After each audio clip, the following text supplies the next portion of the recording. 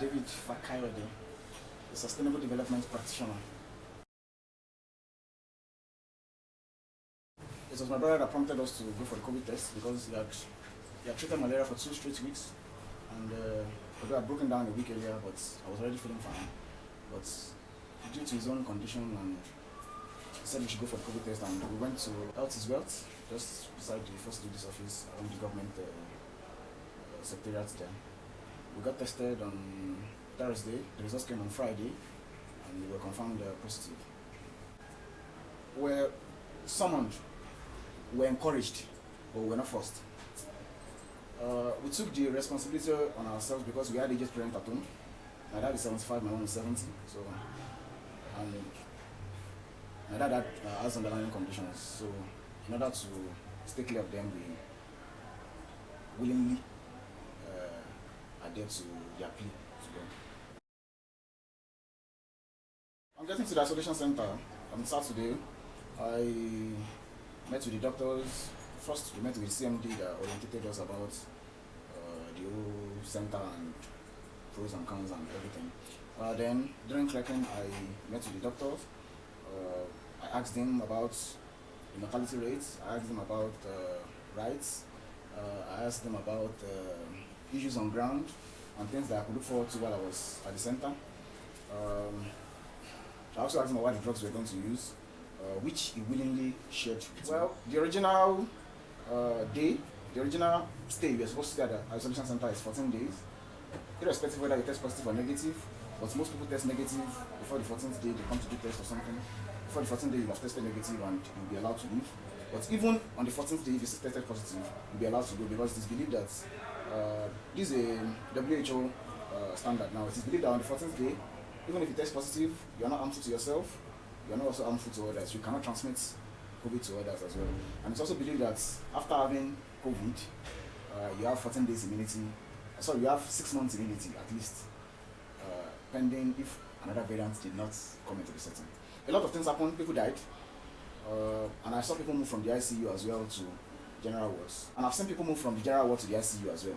It's a two-way thing. If they notice that probably you're gasping for breath and things like that, you might be moved to the ICU where there are enough facilities that can cater for you. And I've seen people get better from the ICU and they move to the general ward and outside as well. So, well, we experienced, I would say at least while I was there, 4 casualties, people that we know, people that we talk with, but because of the underlying conditions, they couldn't make it. On my 10th or 12th day, I did a test and I came back positive.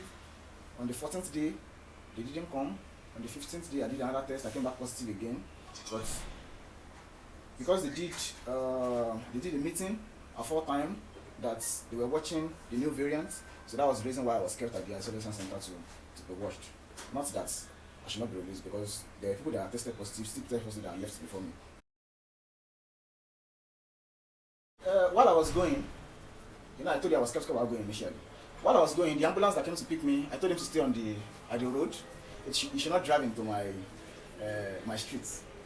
So practically people did not know that but I'm a very, very vocal person. So everybody on my status, everybody on my contact list knew that I was at the isolation because I was carrying them along. I also wanted to debunk some of the myths of having COVID-19. Virtually, the reason why I was so vocal about my experience at the isolation center is just to shed away some of the notions and the misconceptions about having COVID. Of course, a lot of people sympathized with me because they felt as if you had COVID, this is the end, are we losing David and things like that. But I can say that I'm one of the most agile person at the isolation center because I'm a very active person. In the afternoon, I'll tell them to come out, let's do exercise and things like that. And that's really encouraged a lot of people that were downtrodden or they were thinking as if this is the end and things like that. So I like to tell people, COVID is not a death sentence. Like, people get ill from COVID, people recover from COVID.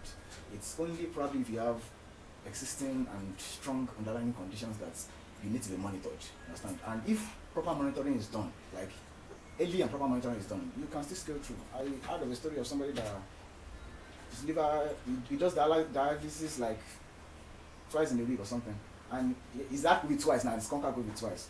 You understand? So, but probably through the media and things like that, that has clouded the people's mind that COVID, you're gone, and I think that kills a lot of people. The fear of like, oh, I have COVID, kills a lot of people more than even the COVID itself.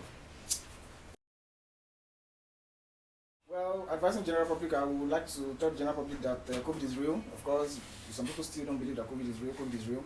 I would also like to tell people COVID is not a death sentence. Like, I keep hammering that it's not a death sentence.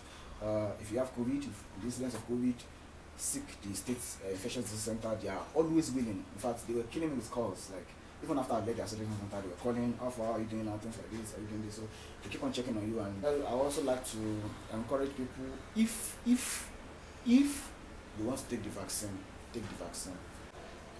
Forget probably spiritual issues and 5G or anything. That's bullshit. Bro. Thank you. Thank you.